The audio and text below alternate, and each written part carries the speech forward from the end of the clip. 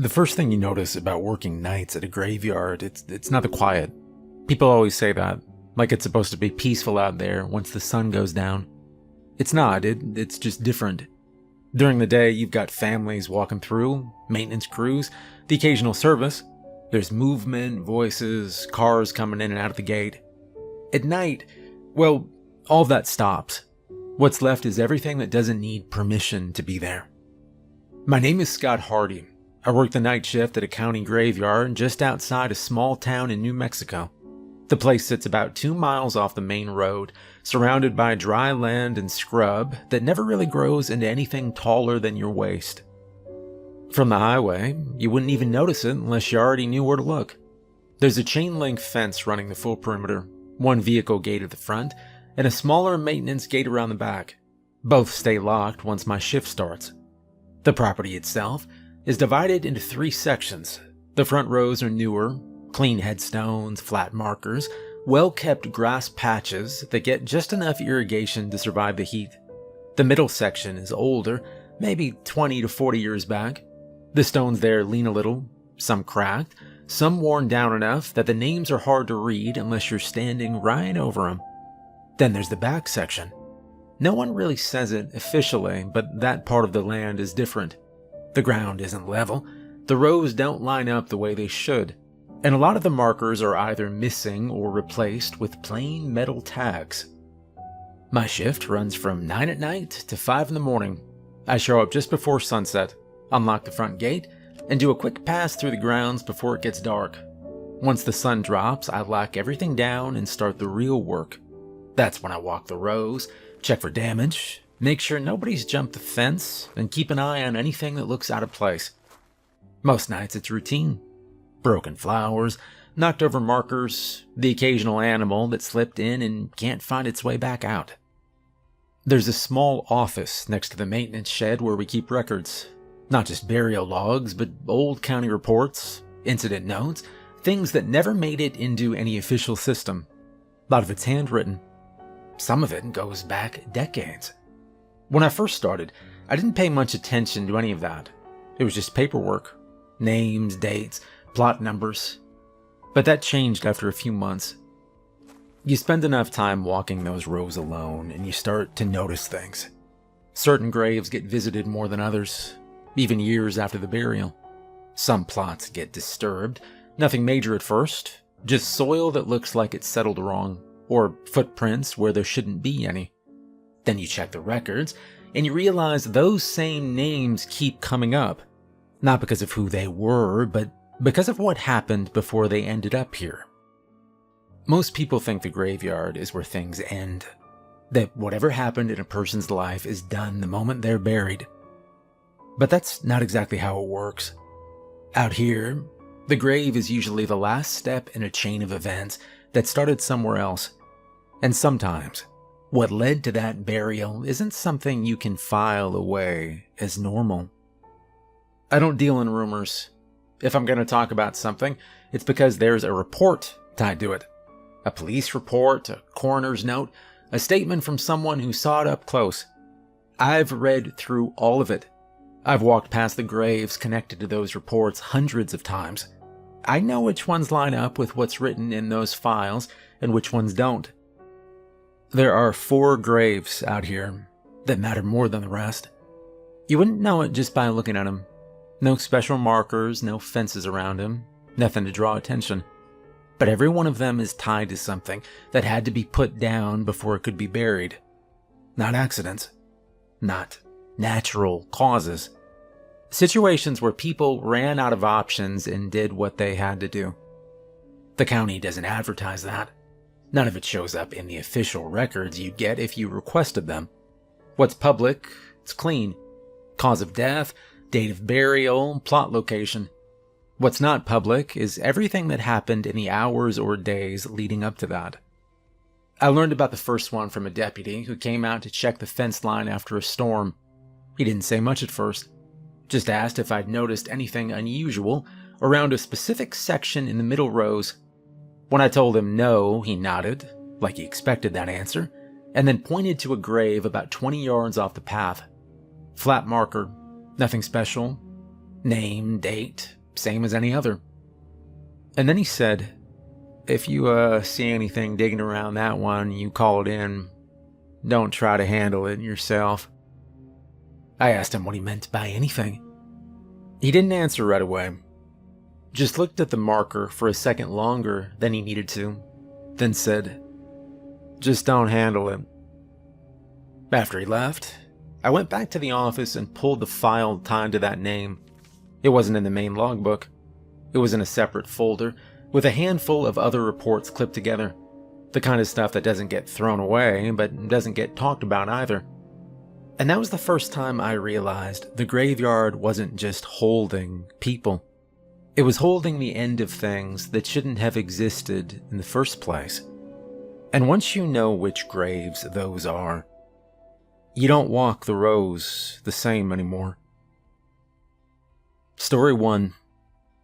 Now, the first grave was in row 18, plot 42, about 30 yards west of the maintenance path. The marker belonged to Nathan Price, a cattle and goat rancher from just outside Tularosa, New Mexico.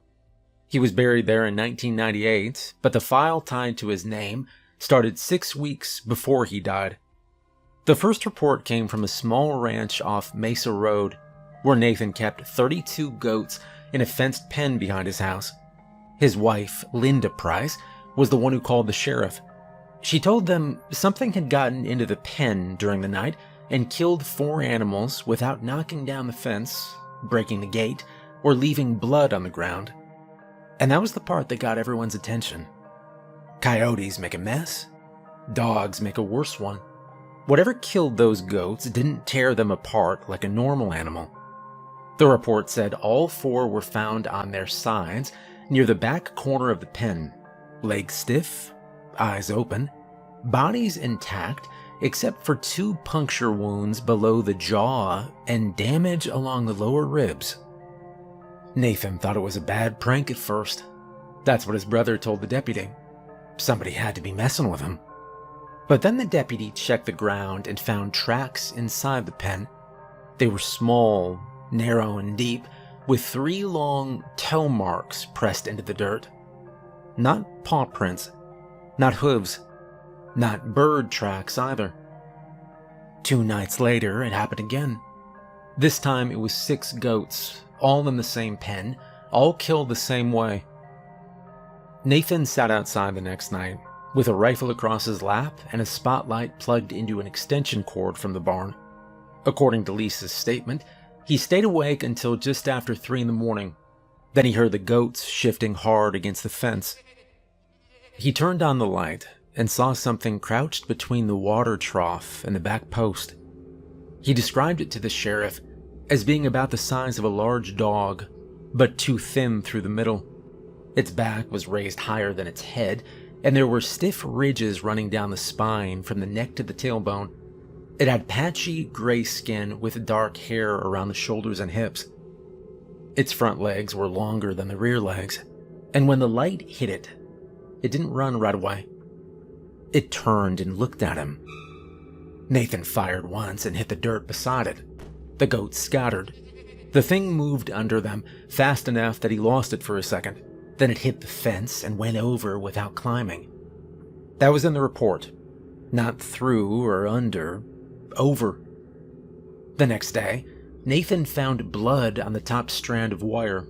Not goat blood, according to the county vet. They didn't know what it belonged to. For most people, that would have been enough to call someone and stay inside. Nathan didn't do that. He called 2 men he trusted. One was Harold Jenkins, a retired sheriff's deputy who lived a few miles north. The other was Peter Wallace, a mechanic from town who had grown up hunting coyotes and feral dogs. Both men gave statements later, and both statements matched close enough that I don't think either of them was lying. They waited in Nathan's barn the following night with the lights off. Nathan had his rifle. Harold had a shotgun. Peter had another rifle and a flashlight taped under the barrel. They left 2 dead goats near the rear of the pen because Nathan believed the thing would come back for what it had already killed. At 2:40 in the morning, the goats started pressing toward the gate. That was the first clear sign. Animals don't all move in the same direction for no reason. Harold wrote it in his statement that the pen went real quiet before they saw anything. Not peaceful quiet. The kind that happens when every animal stops making sound right at once. And then the thing came under the fence. That detail matters, because Nathan had watched it go over the fence 2 nights before. This time, it flattened itself real low, pushed its front half under the bottom wire, and dragged the rest of its body through like its ribs could fold. Peter said it moved like a sick animal until it reached the dead goats.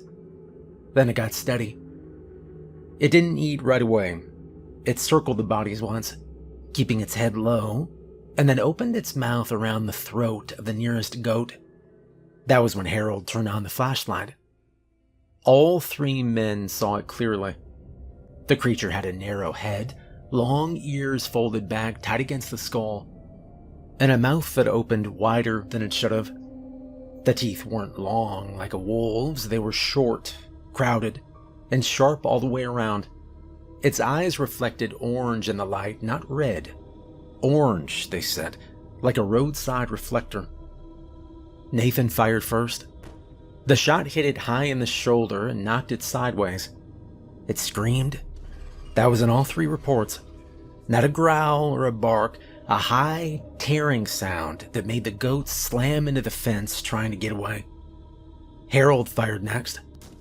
Buckshot caught it across the ribs and tore open the skin along its side. That should have dropped it, but it didn't. It pushed itself upright and ran straight at the barn. Peter fired twice and missed once. The second shot hit low in the chest. The creature hit the open barn door hard enough to crack the wood. Nathan fired again from less than 10 feet away and blew out part of its neck. And that stopped it from running. But it still didn't die right away. Harold's statement said it kept crawling toward Nathan with its front legs, dragging the back half behind it, snapping its mouth open and shut. Nathan backed up, tripped over a feed bucket, and fell. The creature got close enough to bite him on the forearm before Harold put the shotgun against the back of its head and fired. And that killed it. They wrapped the body in a tarp and they loaded it into Nathan's truck. Nobody wanted to leave it on the property. They drove it to the county sheriff's office before sunrise, and they put it behind the building near the old evidence shed. And that's where the story should have become public. It didn't. The sheriff at the time was Dennis Bryant. His report was short, and the language was careful. He didn't call it a chupacabra. He didn't call it anything. He wrote, unidentified diseased animal, possible canine mutation, and noted that the body was badly damaged by gunfire. But the photos were still in the folder when I found them, and I saw them myself. That thing on the tarp was not a coyote, wasn't a dog. It had the general shape of an animal you might recognize at a distance, but every close detail was very wrong. The spine rose too sharply. The forelimbs were too long. The skin around the mouth looked stretched back, like the jaw had more room to open than the skull should have allowed. There were quills, or spines, along the ridge of the back, snapped in places from where it hit the barn door. The county vet refused to take it. Animal control refused to store it. State Wildlife said they would send someone, but according to the note clipped to the report, nobody ever came. By the 3rd day, the body had started to smell so bad that Sheriff Bryant ordered it buried. That was another part nobody likes talking about. They buried the creature in the county graveyard, in an unmarked hole near the back of the old service road. No service, no marker, no record in the public burial log. Just a handwritten note with a plot number and the words, "Animal Remains," sealed box. Well, Nathan Price died 9 days later. The bite on his arm got infected almost immediately. Linda said the wound turned black around the edges by the 2nd day. The hospital treated it like a severe bacterial infection, but the tissue kept dying even after they cut away the damaged skin. By the end of the week, Nathan had a fever so high he was strapped to the bed because he kept trying to get up. He told Linda that there were more of them. That was in her statement. She said he woke up twice, claiming he could hear goats screaming outside the hospital window, even though his room was on the second floor. On the last night, he told her the one they killed had been sick, and that something else had driven it down from the hills. He died before sunrise. Nathan was buried in row 18, plot 42. The creature was buried less than 100 yards away, under no name at all. For years, nothing happened. At least, nothing anyone wrote down.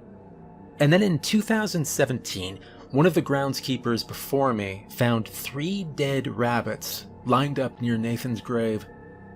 No blood around him. 2 punctures under the jaw. Lower ribs opened clean. He threw them away, and he didn't report it, because he thought someone was trying to scare him.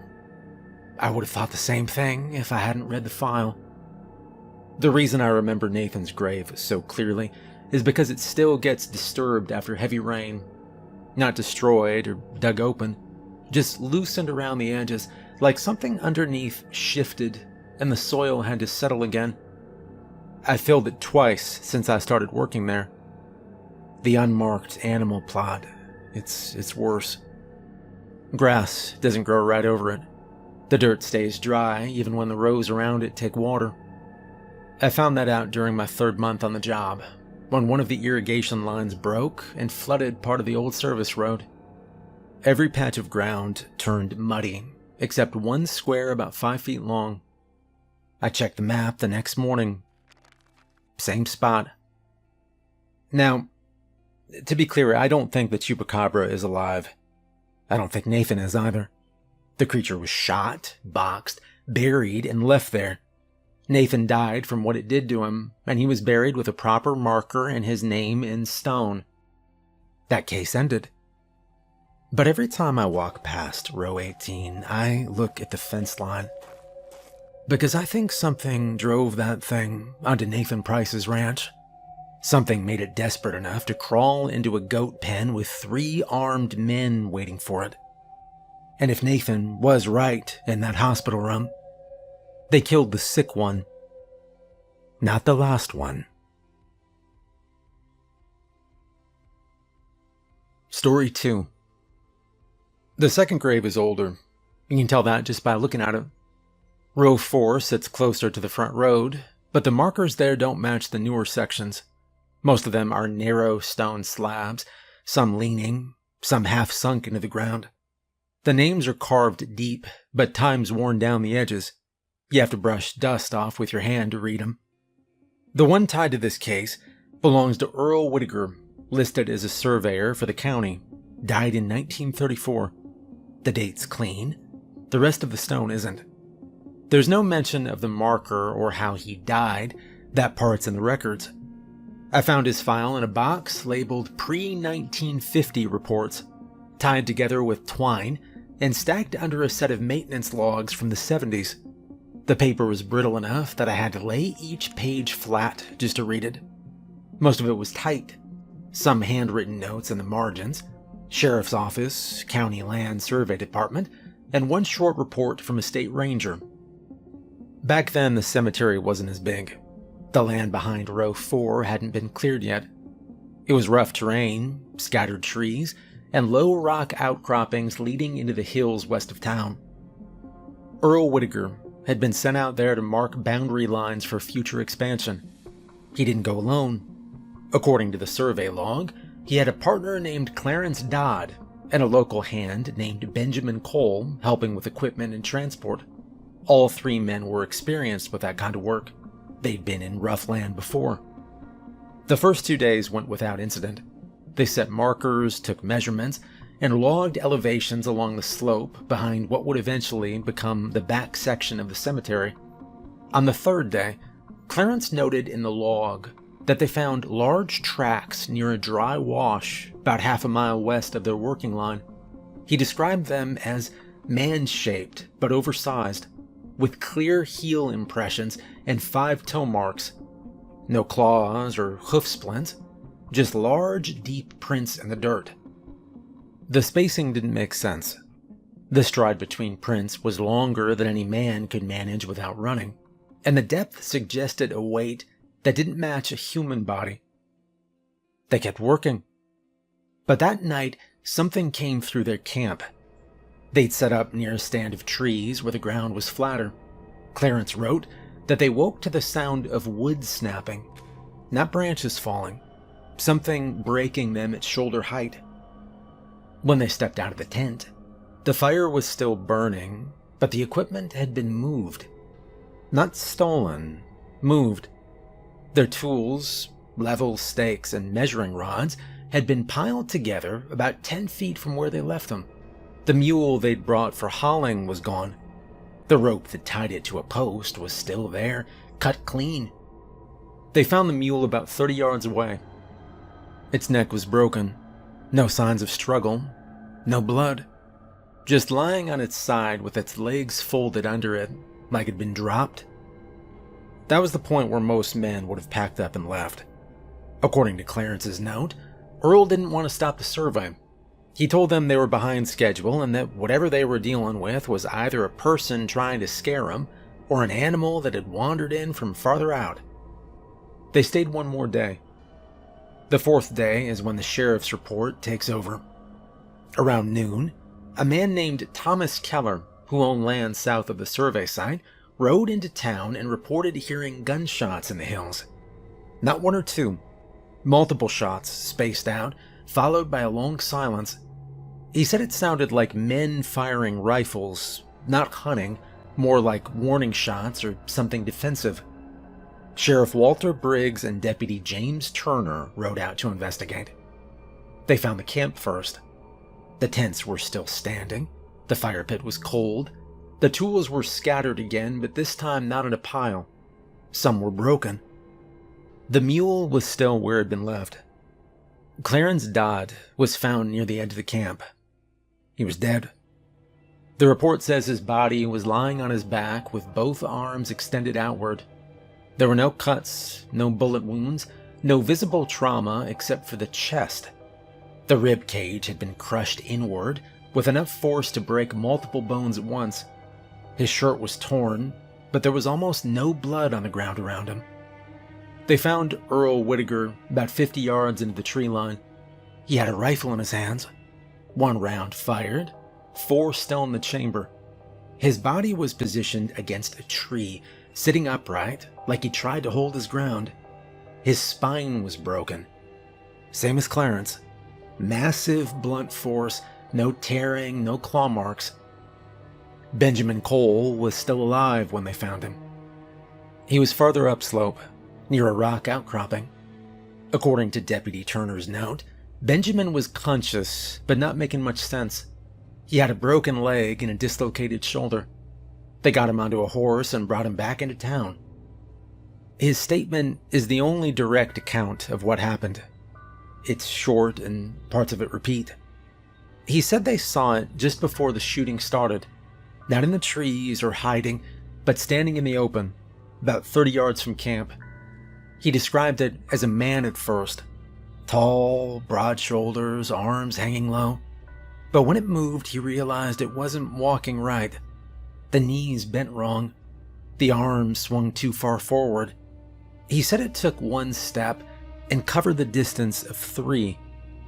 Earl fired a warning shot, but the thing didn't stop. Clarence fired next and hit it in the upper body. Benjamin said he saw the impact. The thing reacted, but it didn't fall. It just turned its head toward them and started moving faster.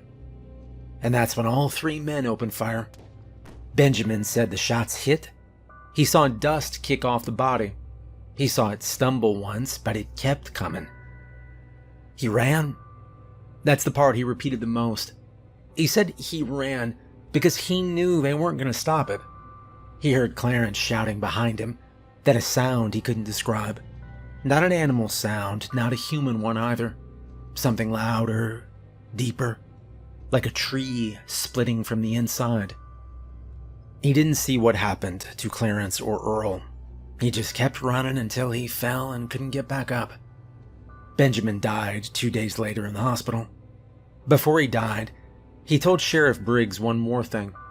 He said when he looked back from the ridge, he saw it standing over the camp, not moving, just standing there between the trees, watching him leave.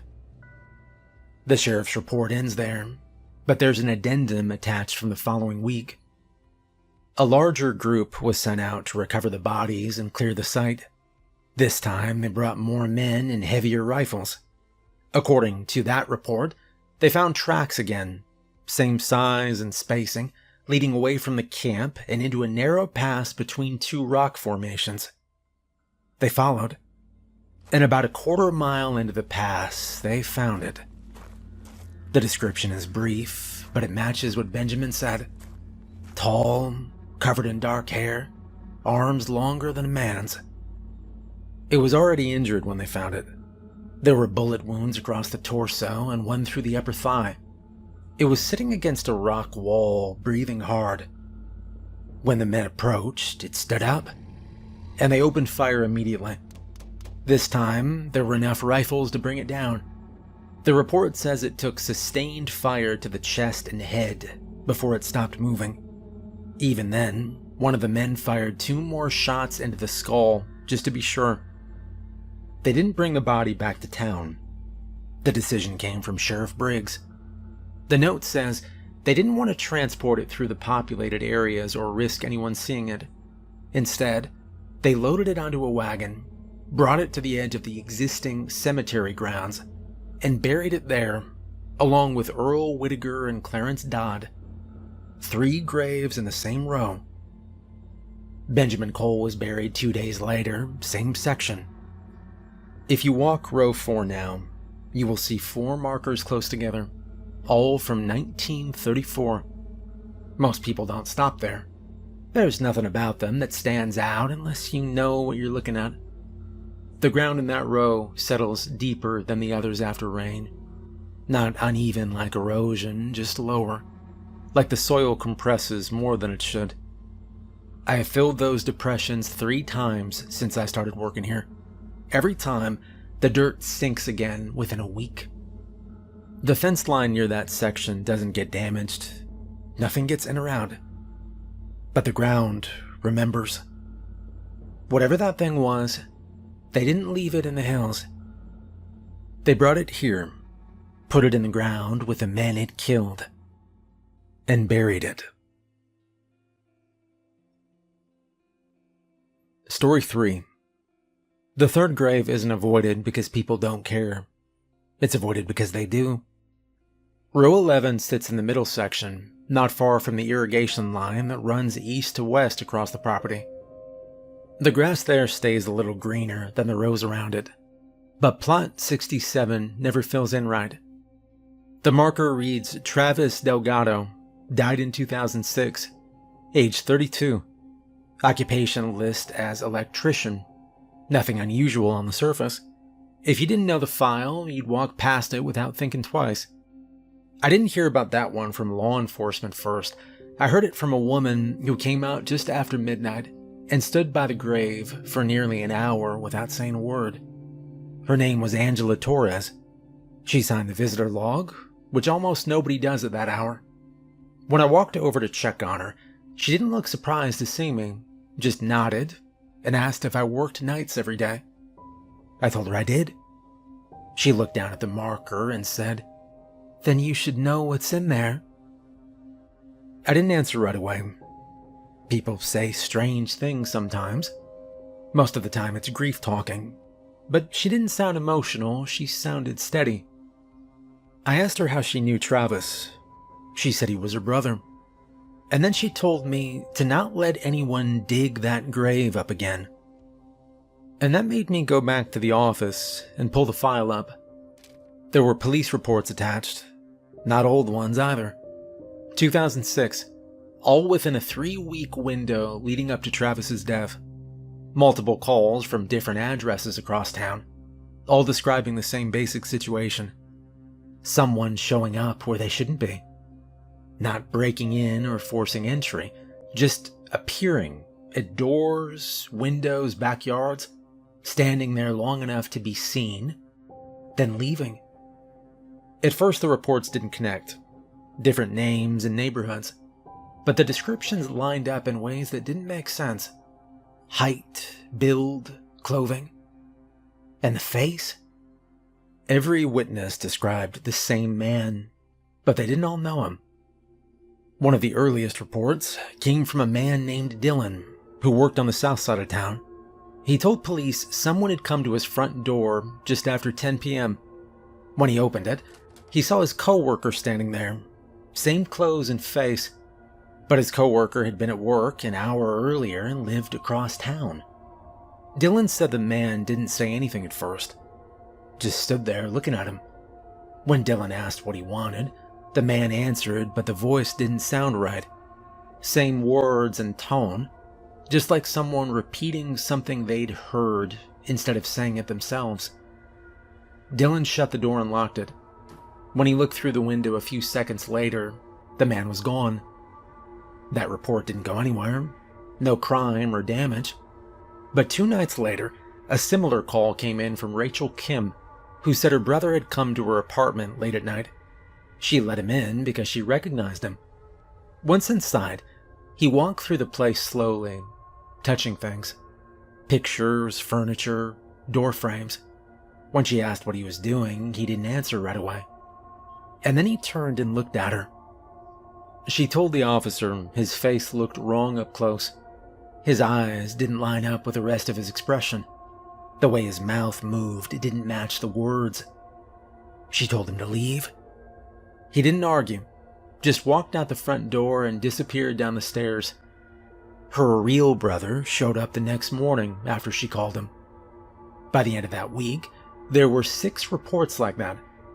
Different people, different faces, same behavior. The connection to Travis Delgado came after the 7th report. A man named Oscar Reed called in, saying Travis had been standing in his backyard near the fence line. Oscar knew Travis. They'd worked together on a job site earlier that year. He went outside to ask what he was doing there. He said Travis turned toward him slowly, like he didn't expect to be seen. When Oscar spoke, Travis answered, but not directly. He repeated part of the question back before responding. Oscar backed away, and that's when Travis started walking toward him. Oscar went inside and locked the door, and when he looked out again, the yard was empty. Police went to Travis's house the next morning, and he was there, alive, no signs of injury, no reason to suspect anything. He told them he'd been home all night.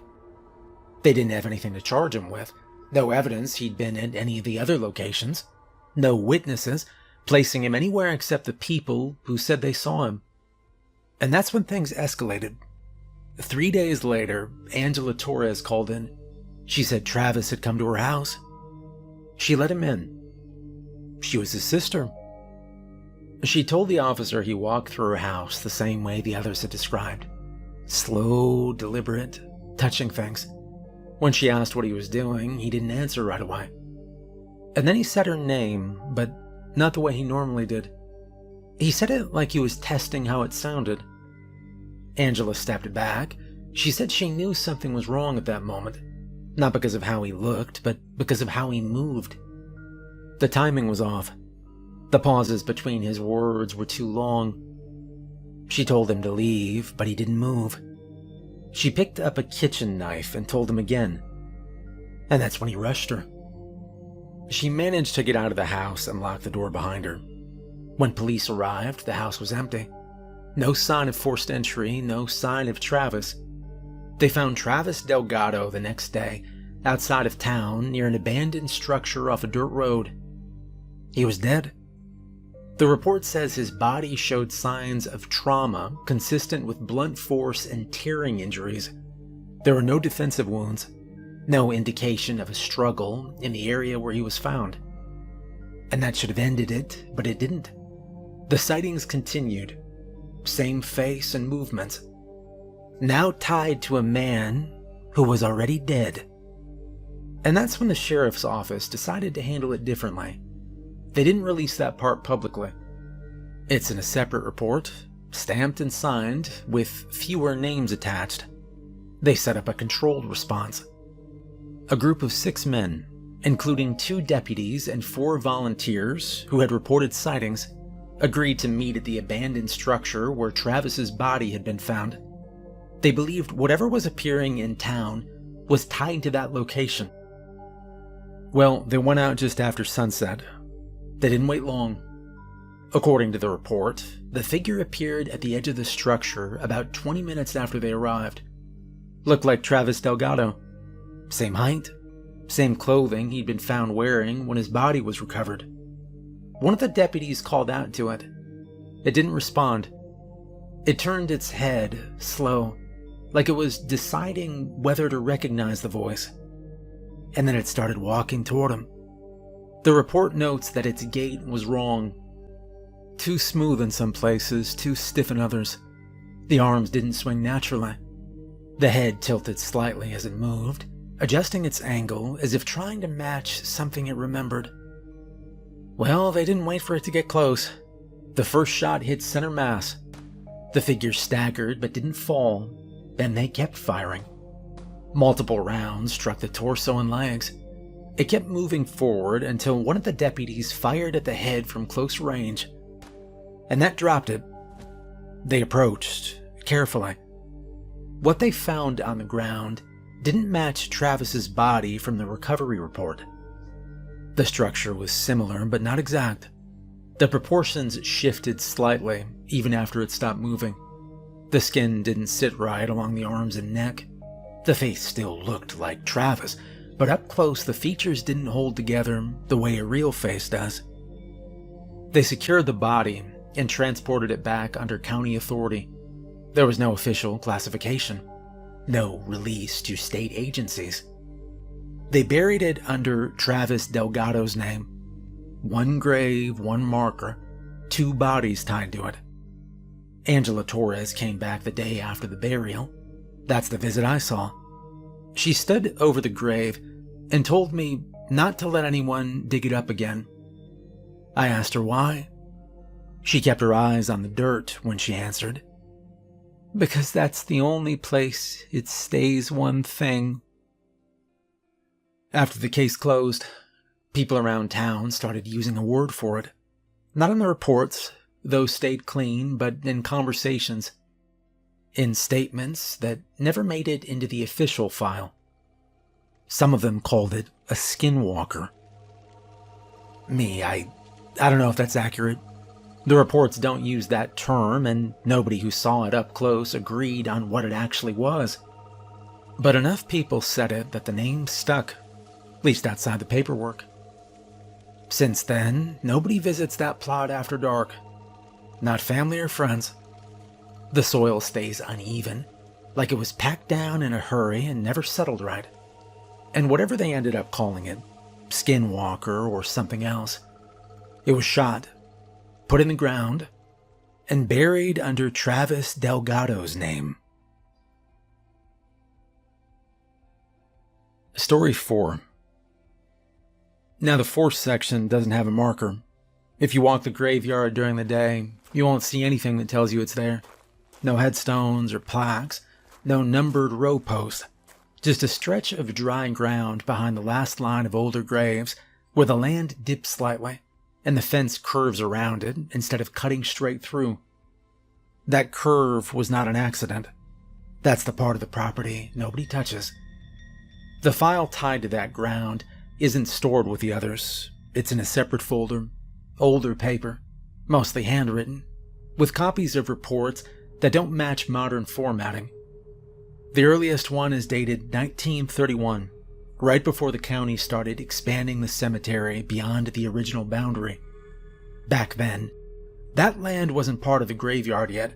It was just open ground leading onto a low ridge of rock and scrub. The county hired a crew to clear it. The foreman was Edward Franklin, and he had 4 men working under him. Their job was simple. Cut back the brush, level the soil, and start laying out future plots. Same kind of work they'd already done in the front sections. They made it 2 days before they hit something. One of the men struck stone while digging a trench for a boundary marker. That wasn't unusual, but when they cleared the area, they realized it wasn't a loose rock or a layer of bedrock. It was a flat surface. Smooth. The report described it as finished, like it'd been shaped, not formed. No cracks, no grain, no natural break lines. Just a single surface extending under the ground in every direction they tested. They kept digging. By the end of the 3rd day, they'd uncovered a section about 15 feet across. The edges still weren't visible. It didn't taper or break. It just kept going. And that was when they found the markings. They weren't carved deep. Just shallow grooves across the surface. Lines, curves, intersecting shapes. Not random, but not anything the men recognized either. The foreman wrote that it didn't look like letters, didn't look like symbols he'd seen before. The county surveyor came out and made a note of it. Unknown construction is what he wrote. They should have stopped there, but they didn't. On the 4th day, one of the workers, Luis Romero, reported hearing something from below the stone. Not around it, below it. At first he thought it was vibration from shifting ground, but then he said it changed.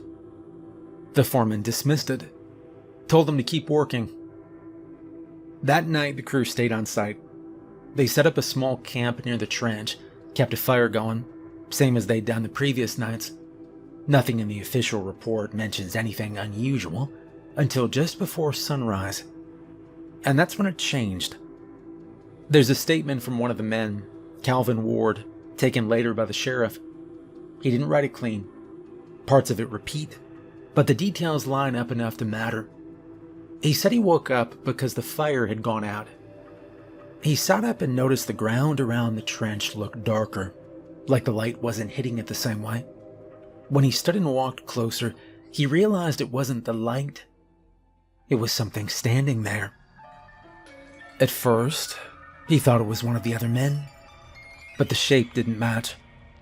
He said he saw 2 points of light where the face should have been. Not reflections or firelight. Glowing, low and steady, like coals in a furnace, he said. It turned, and that's when the others woke up. Edward Franklin stepped forward with a lantern and raised it. Calvin said that was when he saw the full shape. He said it reminded him of something ancient. Later, when the sheriff wrote the report, he added a note in the margin. Witness compares subject to figures from foreign myth. Another note references names that don't belong anywhere near New Mexico. Anubis. Tezcatlipoca. Now the sheriff didn't endorse those comparisons. He just wrote them down because that's what the witnesses said. What happened next is clearer. Edward Franklin raised his rifle and told the others to back away from the trench. The thing stepped forward. Franklin fired, and the shot hit. Calvin said he saw the impact in the center of the chest. The thing reacted, but not the way an animal does. It didn't jerk or fall, it shifted, like something inside it had absorbed the force and then settled again. And then it moved faster. Calvin ran. That part is repeated 3 times in his statement. He ran without looking back. He heard more shots behind him, heard one of the men screaming, and then a sound he couldn't describe. Not an animal or a human voice, something deeper, louder, like the ground itself splitting open, he said. Well, he made it to the ridge and kept going until he reached the road. By the time the sheriff and a group of men got back to the site, the sun was up. The camp was still there, trench was still open, the stone was exposed, but the 4 men who stayed behind were all dead. Same as the earlier case in the 1912 report. Bodies laid out around the trench, spaced evenly, arms extended, Faces intact, eyes open, cause of death listed as cardiac failure. All four. The sheriff didn't believe that.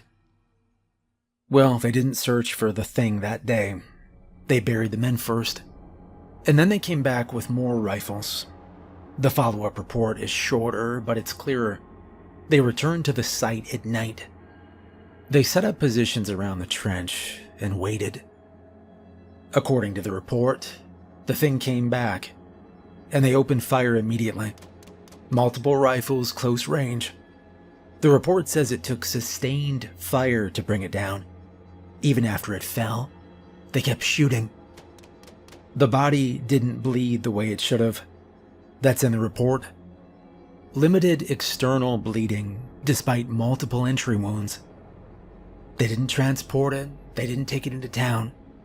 They collapsed the trench, filled it in with dirt, rock, and whatever material they had on hand. They buried it right there. Not in a coffin or a marked grave, just covered, layered, and sealed. The county closed the site after that. No further digging.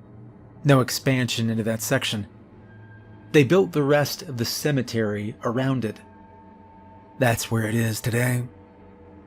Later, people started calling it an old god. Something older than the land they were digging. Something that was never supposed to be found. Well, after a while, you stop thinking of this place as a graveyard exactly. I mean, that's what it's called. That's what the county records say. That's what people see when they drive past the gate during the day. Rows of stones, trimmed grass, names carved into markers like everything here belongs to the same category. It doesn't. Not everything buried here is the same. I know which graves to check after a storm. I know which ones sink faster than they should. I know which sections of the fence line I don't have to worry about, and which ones I still look at every time I pass, even when nothing's moved in years. Row 18, row 4, row 11, and the ground behind the last line of markers where the fence curves. The stories tied to those graves are finished in one sense. Whatever needed to be shot, burned, or put down, that part's already done. The people who dealt with it made sure of that. They ended it the only way they knew how, and then they brought what was left here and put it in the ground. That part is consistent across every file I've read. There are other places they could have used.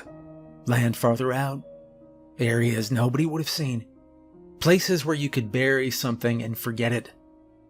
They didn't do that. They chose this ground. And I've thought about that more than once. Why this place? Why bring all of it here and put it under the same soil? And the only answer that makes sense is the simplest one. They needed somewhere controlled. Somewhere already set aside for strange things. A place where digging is tracked, where movement gets noticed, where anything out of place stands out immediately. That's what a graveyard is. It's not just for the dead. It's also for containment.